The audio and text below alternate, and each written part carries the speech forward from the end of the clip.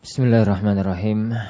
Assalamualaikum warahmatullahi wabarakatuh.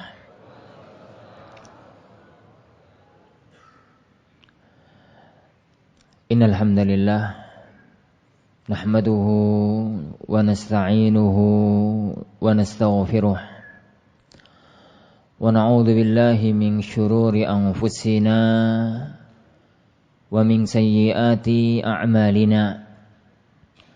من يهده الله فلا مضل له ومن يضلل فلا هادي له أشهد أن لا إله إلا الله وحده لا شريك له وأشهد أن محمدا عبده ورسوله يا أيها الذين آمنوا اتقوا الله حق تقاته ولا تموتن إلا وأنتم مسلمون بسم الله الذي لا يضر مع اسمه شيء في الأرض ولا في السماء وهو السميع البصير أما بعد. Jamaah kaum muslimin, jamaah kaum muslimah, saudara dan saudariku, para bapak dan para ibu sekalian, yang semoga senantiasa mendapatkan anugerah keberkahan dari Allah Subhanahu wa taala. Semoga Allah Subhanahu wa taala senantiasa menjaga kesehatan kita, menjaga agama kita, menjaga keluarga kita semua dari semua mara bahaya dunia, terutama mara bahaya akhirat. Para jamaah kaum muslimin yang dimuliakan oleh Allah Subhanahu wa taala, sebagaimana yang beliau sampaikan tadi tentang gejala yang merebak pada hari-hari ini. Sebenarnya saya tidak ingin untuk ngomong ini karena sudah sering dibicarakan di mana-mana. Tapi enggak apa-apa kalau tadi diminta oleh beliau untuk sedikit menyinggung. Yang menyinggungkan sebentar. Marilah kita pelajari pada pagi hari ini sebuah hadis agung yang sangat perlu untuk kita pahami sebagai seorang muslim dalam menghadapi kehidupan dunia ini, sesulit apapun kondisinya, serumit apapun permasalahannya, dan itu pasti akan mengenai kehidupan umat manusia. Sebuah hadis yang diriwayatkan oleh Imam Ahmad, Imam Abu Dawud, Imam Tirmidzi, dan beliau mengatakan hadisun hasanun sahih. Hadis ini hasan sahih. Dari Abdullah ibnu Mas'ud radhiyallahu anhu. Qala, beliau mengatakan, qala Rasulullah sallallahu alaihi wasallam. Rasulullah sallallahu alaihi wa ala alihi wasallam bersabda, "Man nazalat bihi faqah fa anzalaha bin nas lam tusadda faqatuh.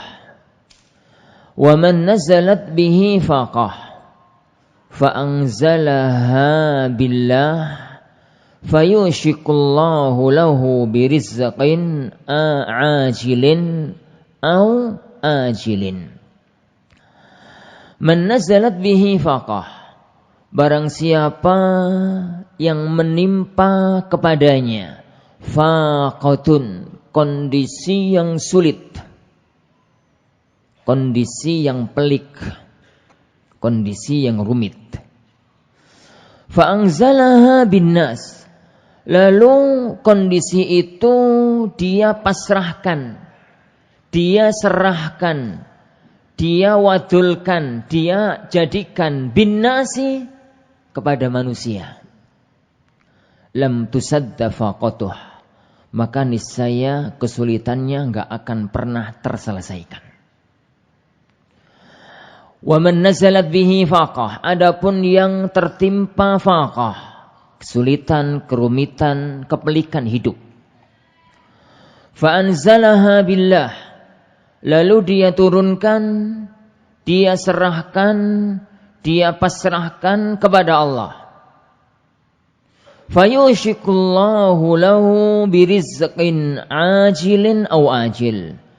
Maka niscaya Allah akan segera menganugerahkan kepada dia rizki, baik cepat maupun lambat. Para jamaah yang dimuliakan oleh Allah Subhanahu wa taala. Hidup itu digariskan oleh Allah di muka bumi ini kayak roda yang berputar. Zigzag garisnya itu, enggak pernah lurus. Kadang di atas, kadang di bawah. Kadang senang, kadang susah. Gembira dan tangisan, itulah warna kehidupan. Rabbuna Jalla wa'ala dalam surat Ali Imran menegaskan, وَتِلْكَ الْأَيَّامُ نُدَاوِلُهَا بَيْنَ النَّاسِ. Dan hari-hari itu akan kami jadikan nudawiluha, berputar, bainan nas. Wa tilkal ayyamu nudawiluha bainan nas. Hari-hari itu akan kami jadikan berputar antar manusia. Sekarang kita yang oleh bejo, istilah wong Jawa. Sesuk bejoe ganti ning tonggo. Besok keberuntungan itu ganti ke orang lain. Begitu kehidupan. Sekarang kita merasakan kesusahan, besok berganti kesedihan. Begitulah hidup. Karena memang hidup di dunia ini kita sedang menghadapi ujian. Untuk nanti kita bawa menghadap Allah Subhanahu wa ta'ala. Rabbuna Jalla wa'ala dalam surat Al-Anbiya beliau mengatakan, wa nabluukum bisyarri wal khairi fitnah wa ilaina turja'un. Dan kami Allah akan menguji kalian. Ujian itu terkadang bisyar, terkadang berupa sesuatu yang enggak menyenangkan, terkadang berupa sesuatu yang jelek dalam pandangan kita. Wal khair, dan terkadang ujian itu berwujud sesuatu yang menyenangkan, sesuatu yang baik dalam pandangan kita. Harus dipertegas dalam pandangan kita. Karena kalau dari sisi perbuatan Allah gak ada yang jelek. Tapi dalam pandangan kita. Untuk apa? Wa ilaina turja'un. Hanya kepada kami, kalian semua nanti akan dikembalikan. Karena inti kehidupan adalah tatkala nanti kita kembali menghadap Allah setelah kematian, penuh dengan kebahagiaan. Didekatkan ke surga, dimasukkan ke dalam surga, dijauhkan dari api neraka. Sebagaimana Allah Subhanahu wa taala sebutkan dalam Ali Imran juga, kullu nafsin dha'iqatul maut. Semua orang pasti akan mengalami kematian. Faman wa innama tuwaffawna ujurakum yaumal qiyamah.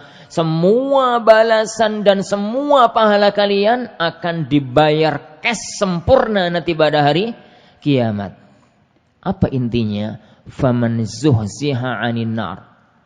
Barang siapa yang dijauhkan dari api neraka. Wa udkhilal jannah, dan dimasukkan ke dalam surga. Faqad faz. Maka dialah orang yang beruntung hakiki. Dialah orang yang mendapatkan keberuntungan sejati. Kenapa? Wa mal hayatud dunya illa mata'ul hurur. Kehidupan dunia ini hanyalah kesenangan yang menipu.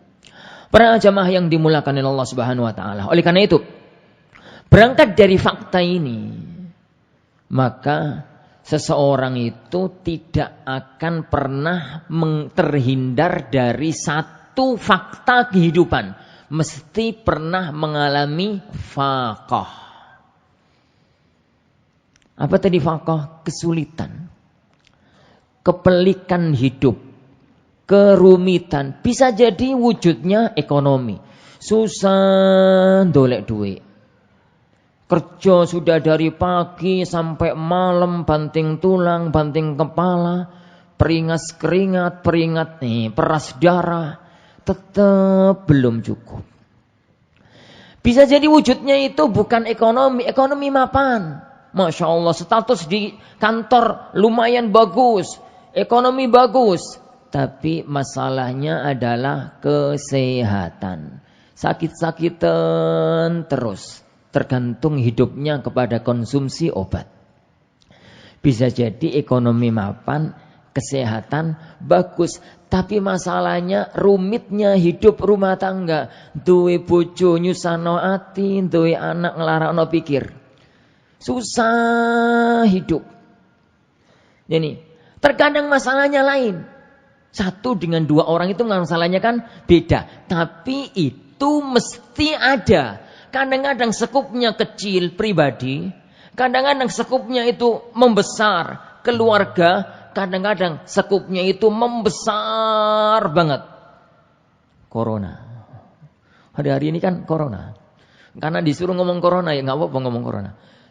Jadi hari-hari ini kadang-kadang kasus itu, faqah dalam hidup itu kadang-kadang kita sendiri yang mengalami. Istri nggak masalah, anak nggak masalah. Biasanya kesehatan.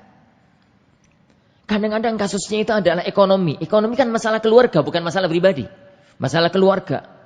Kadang-kadang itu masalah kampung, tempat kita tinggal. Kadang-kadang masalah nasional. Kayak masalah yang sekarang sedang dihadapi secara sekup nasional.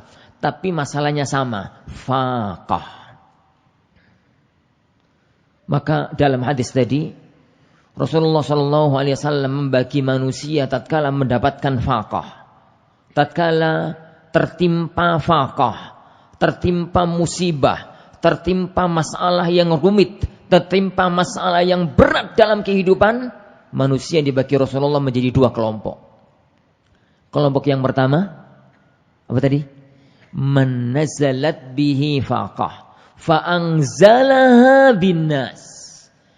Kalau tertimpa masalah yang rumit dalam kehidupan, yang pelik dalam kehidupan, terus dia itu menurunkan, menjadikan kerumitan hidupnya itu kepada orang lain, kepada manusia.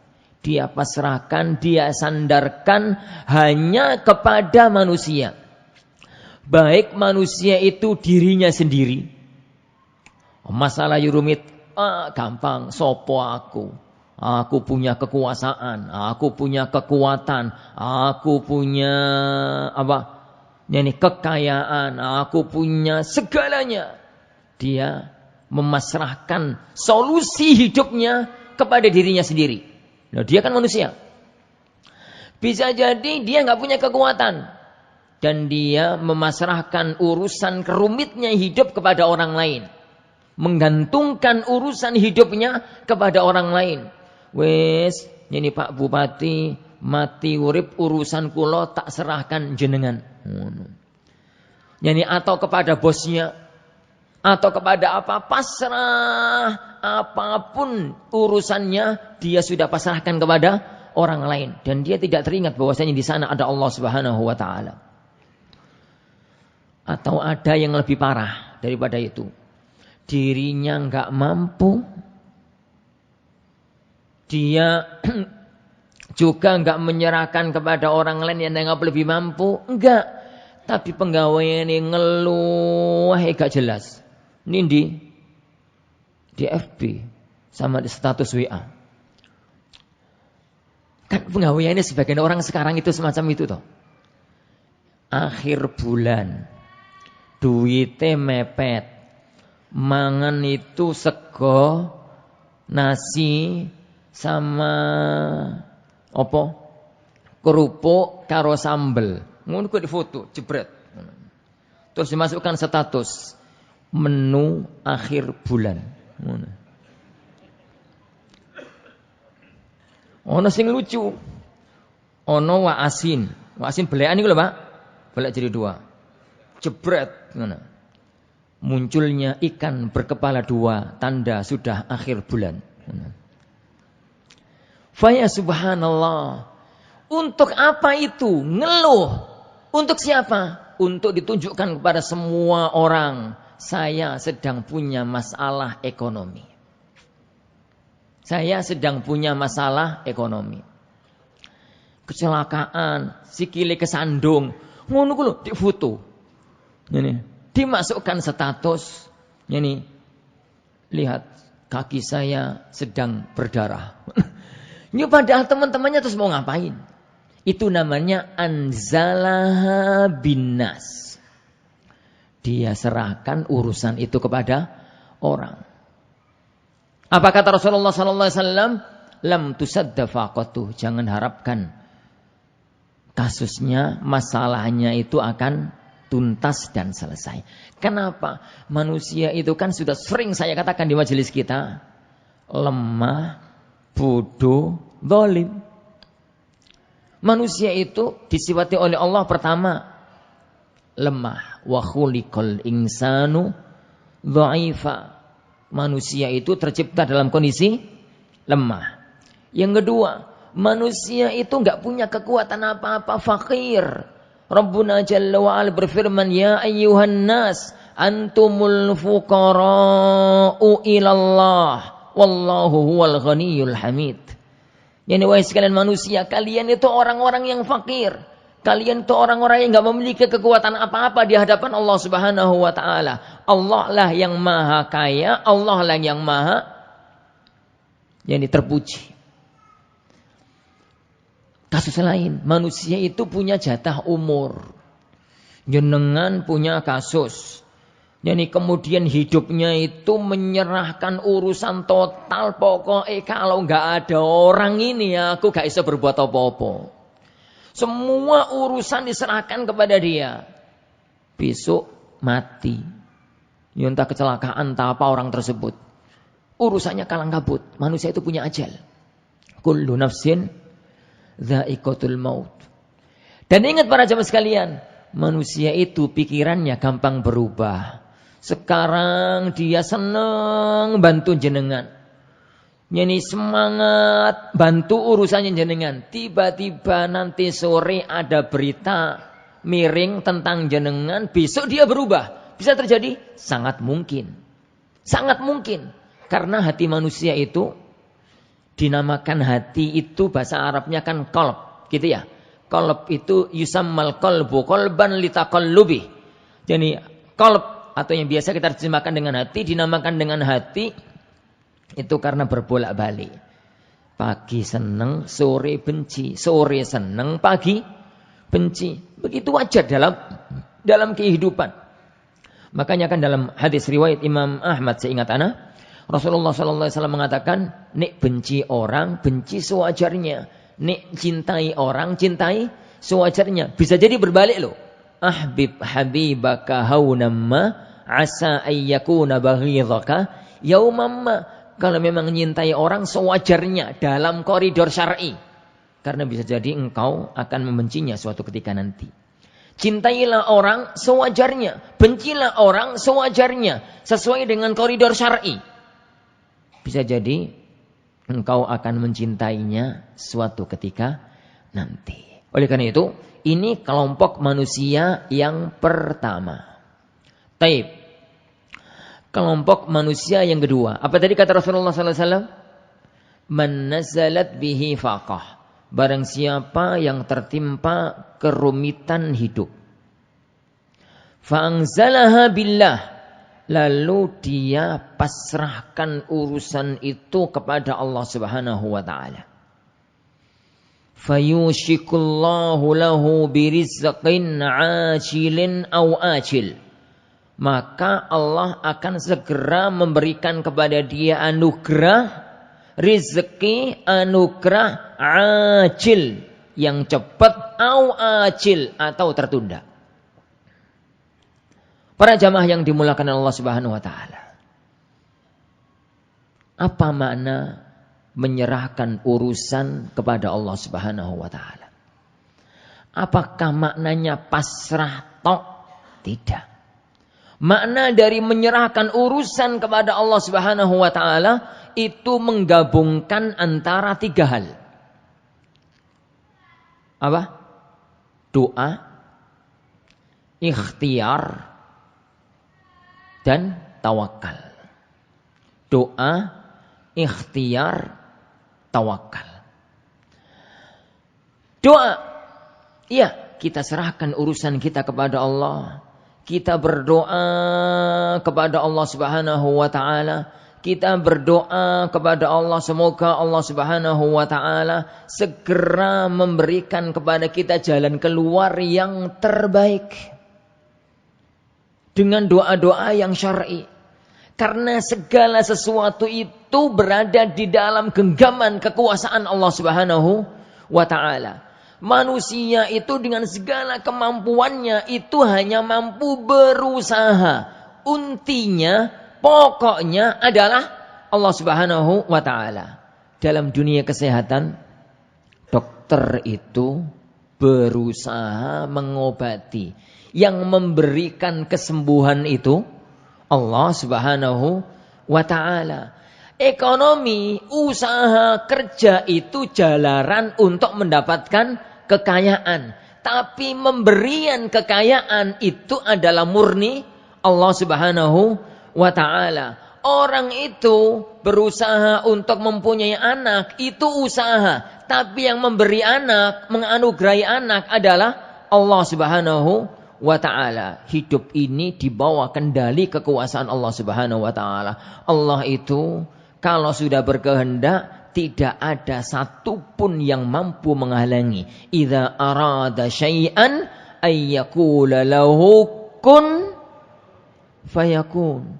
Apabila Allah berkehendak, maka Allah mengatakan kun, jadilah, maka fayakun. Langsung jadi. Enggak ada yang mampu menghalangi kehendaknya Allah Subhanahu wa taala. Seandainya semua manusia di muka bumi ini berusaha untuk memberikan manfaat pada Anda, tapi Allah tidak berkehendak, enggak akan jadi.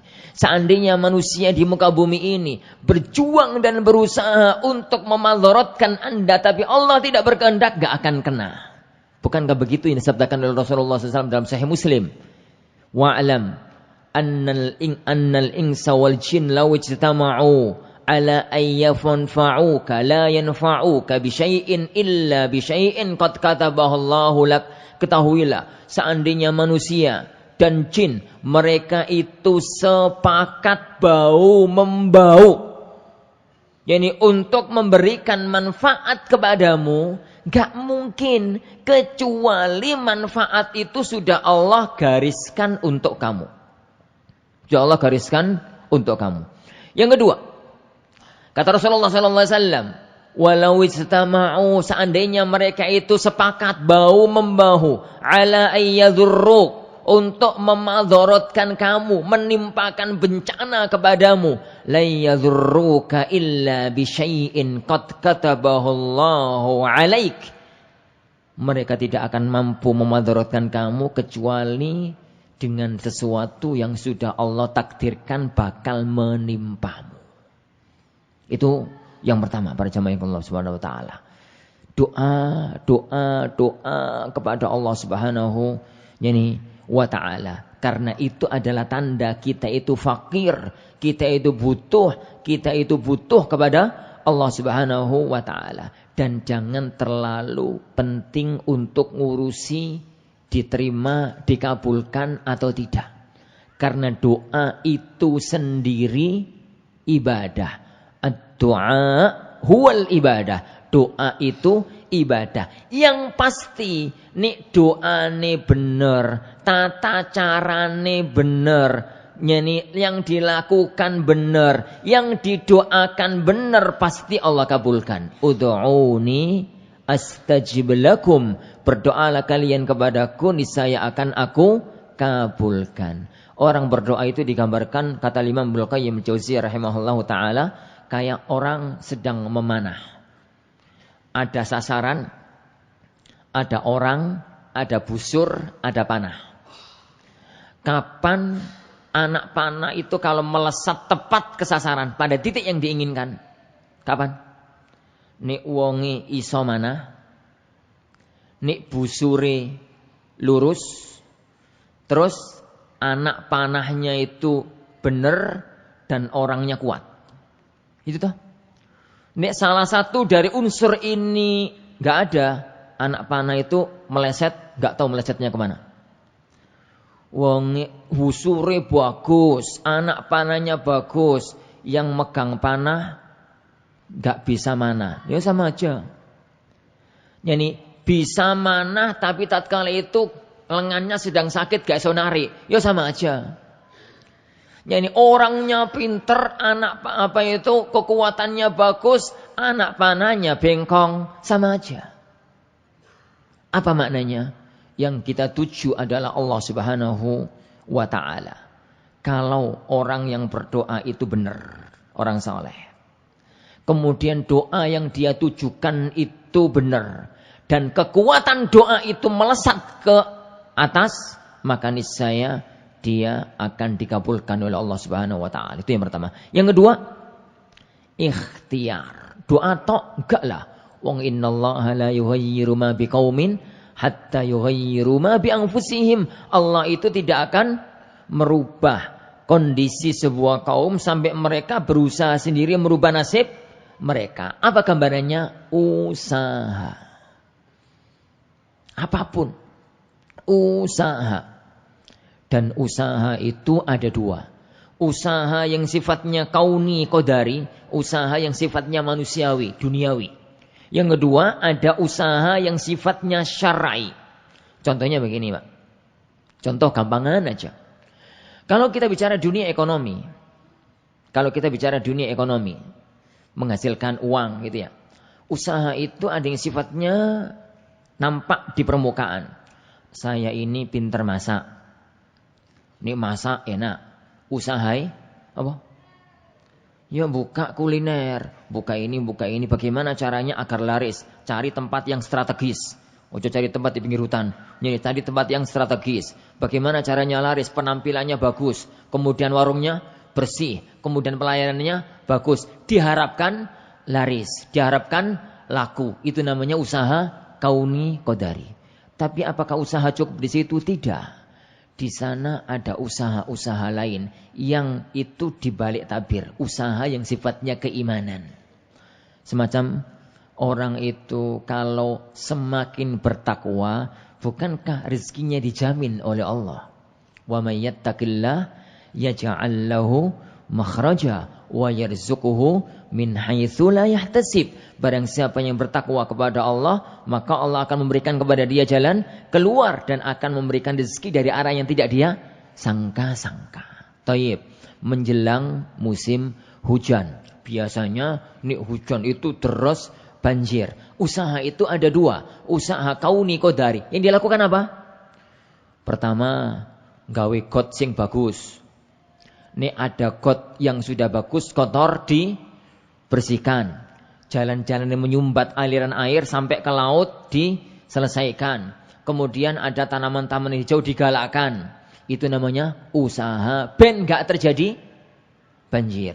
Tapi apakah cuma di situ? Tidak. Di sana ada hal-hal lain yang itu kaitannya antara kita dengan Allah Subhanahu wa ta'ala. Apa itu? Walau anna ahlal qura amanu wattaqau lafatahna 'alaihim barakatim minas sama'i wal ard walakin kadzdzabu la akhadznahum bima kanu yaksibun. Yani seandainya penduduk negeri itu iman takwa, niscaya akan kami turunkan keberkahan dari langit, keberkahan dari bumi. Hujan turun membawa keberkahan, bukan membawa banjir. Apa sebabnya? Apa usahanya? Tingkatkan iman, tingkatkan takwa. Kesehatan juga begitu. Jadi kesehatan, ini juga begitu. Kalau ada orang sakit, kalau ada orang kepingin sembuh, usaha. Kemana? Usahanya dibenarkan oleh syariat. Ke dokter, ke tabib, ke akupuntur, ke mana lagi?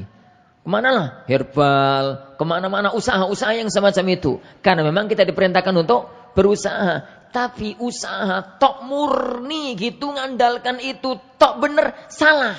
Karena usaha itu cuma usaha. Pemberi kesembuhan adalah Allah Subhanahu wa ta'ala. Lakukan langkah-langkah syar'i lain agar Allah segera memberikan kesembuhan. Kata Rasulullah sallallahu alaihi wasallam, "Dawu mardhakum bis sadaqah." Obati orang yang sakit dari kalian dengan sedekah. Loh, apa usah hubungan nih antara sedekah karo kesembuhan? Kalau dipikir secara medis, gak nyambung. Tapi itu namanya ikhtiar syar'i. ikhtiar yang berkaitan dengan syariat. Itu yang kedua. Apa tadi? Usaha. Dan usaha itu ada dua. Usaha. Apa tadi? Bahasanya itu kauni qadari. Usaha yang sifatnya kausalitas duniawi. Yang kedua, usaha yang bersifat syar'i. Yang terakhir, doa sudah, usaha sudah, maksimal manusia tetap manusia yang kekuatan dia dibatasi oleh Allah Subhanahu wa ta'ala. Maka serahkan semua urusan kepada Allah Subhanahu wa ta'ala. Apapun hasilnya, itulah yang terbaik. Wa may yatawakkal 'alallah fahuwa hasbuh. Barang siapa yang bertawakal kepada Allah Subhanahu wa ta'ala, maka Allah akan mencukupi dia. Tawakal setelah usaha maksimal dan doa. Gambarannya orang tawakal itu enggak pasrah bongkoan. Gambarannya orang tawakal itu kayak burung. Kata Rasulullah SAW, "Lau tawakkaltum 'alallahi haqqa tawakkuli." Seandainya kalian bertawakal kepada Allah Subhanahu wa ta'ala dengan maksimal tawakalnya, la razaqakum kama yarzuqut tayr, maka Allah akan memberikan rezeki kepada kalian kayak Allah memberikan rezeki kepada seekor burung. Bagaimana gambarannya? Yaghdu khimasa wa yaruhu bitana. Pagi hari keluar sangkar itu lapar. Sore-sore balik itu kenyang. Berarti makna tawakal itu ya metu kerja, cari usaha, cari makanan. Nanti pulang-pulang akan diberikan rezeki oleh Allah dalam kondisi yang dia itu sudah kenyang. Ini kaidah, gitu ya. Sekarang tadi dipesani oleh beliau, kita terapkan pada kasus corona. Hadis ini dan apa yang saya paparkan tadi 5 menit sampai waktu syuruk, kita terapkan pada kasus yang sekarang sedang merebak di bumi Nusantara. Apa yang kita katakan para ikhwatin azanillahu wa iyyakum? Kaitkan, yang pertama, jangan pernah menyandarkan ini murni kepada manusia. Siapapun dia. Dokter, jangan. Jadi murni dokter. Jadi tim medis, jangan. Apapun jangan. Serahkan urusan ini kepada Allah Subhanahu wa ta'ala. Dengan 3 konsep tadi. Yang pertama, sesuatu yang harus kita lakukan adalah doa kepada Allah Subhanahu wa ta'ala agar Allah menjaga kita dari segala mara bahaya. Dari segala mara bahaya. Di antara doa yang didoakan oleh Rasulullah SAW, Allahumma inni a'udzubika minal barasi wal juzami wa sayyi'il asqam. Ya Allah, saya mohon pada jenengan untuk melindungi saya dari penyakit lepra, dari penyakit sopak, dari penyakit gila, dan dari sayyi'il asqam, dari penyakit-penyakit yang jelek. Dari penyakit-penyakit yang jelek. Doa Allah Subhanahu wa ta'ala. Yang kedua, usaha syar'i. Usaha syar'i. Apa itu? Lakukan zikir-zikir penangkal wabah. Ini dalam dunia kesehatan enggak ada. Tapi dalam dunia syar'i sangat berpengaruh. Apa contohnya? Pertama, jangan terlewatkan zikir pagi petang. Terutama sabda Rasulullah SAW, barang siapa yang membaca doa ini setiap pagi 3 kali, setiap sore 3 kali, dia akan terhindar dari semua mara bahaya. Siapa tahu doa ini? Siapa tahu? Ini sudah hafal tapi nggak tahu itu aja. Ini sudah hafal, tapi karena biasanya kan kalau membaca zikir pagi petang itu kan langsung zikirnya, nggak pernah tahu fungsinya apa. Ini, doa apa itu? Bismillahilladzi la yadurru ma'asmihi syai'un fil ardi wala fis sama'. Wow, nah, segala bismillah dengan menyebut nama Allah. Alladzi la yadurru ma'asmihi, yang tidak akan membahayakan bersama dia. Yani segala sesuatu yang di langit dan di bumi. Dan Allah lah yang maha mendengar dan maha mengetahui. Para jamaah Allah subhanahu wa ta'ala. Di antara zikir-zikir penolak bala adalah kalau keluar rumah, jangan lupa zikir keluar rumah. Sekarang itu kan, dalam teori kesehatan, suruh mengurung diri di rumah. Nik keluar terpaksa, karena banyak kondisi. Tapi kalau harus keluar, atau kalau ada keperluan untuk keluar, nggak apa-apa keluar. Kalau memang ada perlu, bukan untuk mejeng. Keluar. Tapi jangan lupa doa penangkal bala. Doa keluar rumah apa, Pak? Apalah, wasaka apal rek. Tate kaya apa lo? Bismillahi tawakkaltu 'ala Allah la haula wala quwata illa billah. Kenapa? Bismillah dengan menyebut nama Allah. Tawakkaltu 'ala Allah, saya pasrahkan hidupku ini kepada Allah. Yani tawakkaltu 'ala Allah, la haula wala quwata, tiada daya dan tiada kekuatan kecuali hanya kepada Allah Subhanahu wa taala. Kata Rasulullah sallallahu alaihi wasallam, kalau ada orang keluar rumah, buka pintu rumah kemudian baca doa itu, maka Allah mengatakan kepadanya, qad kufita wa wukit. Kamu telah dicukupkan dan kamu dijaga. Yang ngomong itu Allah. Makanya, jadi pada waktu ada setan yang mau menggoda dia, yang mau membahayakan dia, maka dia mengatakan, bagaimana saya bisa menyerumuskan orang yang telah dicukupkan oleh Allah dan dijaga oleh Allah Subhanahu wa taala. Itu keagungan zikir, dan ini namanya ikhtiar syar'i. Ikhtiar syar'i. Ikhtiar untuk penangkal-penangkal bala. Dan di antara ikhtiar syar'i yang mapan adalah dekatkan diri kepada Allah Subhanahu wa ta'ala. Dekatkan diri kepada Allah Subhanahu wa ta'ala. Yang kedua tuh. Yang kedua, yang ketiga. Ikhtiar kauni qadari. Ikhtiar kauni qadari ini yang kata beliau tadi akan disampaikan oleh dokter besok. Ini besok ya tadi. Ini besok. Gitu ya. Karena ini pembahasan beliau. Intinya ikuti arahan yang diarahkan oleh pemerintah negeri kita. Bagaimana mereka melakukan arahannya.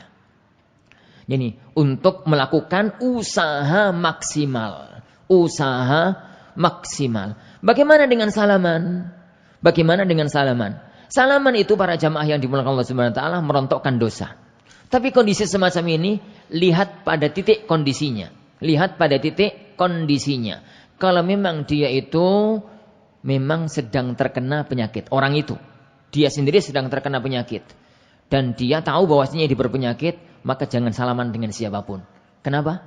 Karena la dharara wa la dhira. Tidak boleh membahayakan orang lain. Tidak boleh membahayakan orang lain. Yang kedua. Kalau harus salaman. Maka diusahakan dalam kondisi steril. Diusahakan dalam kondisi steril.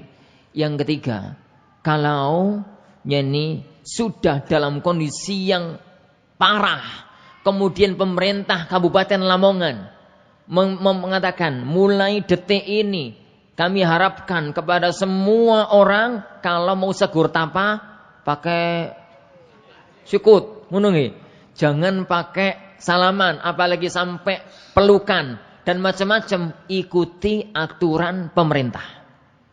Ikuti aturan pemerintah.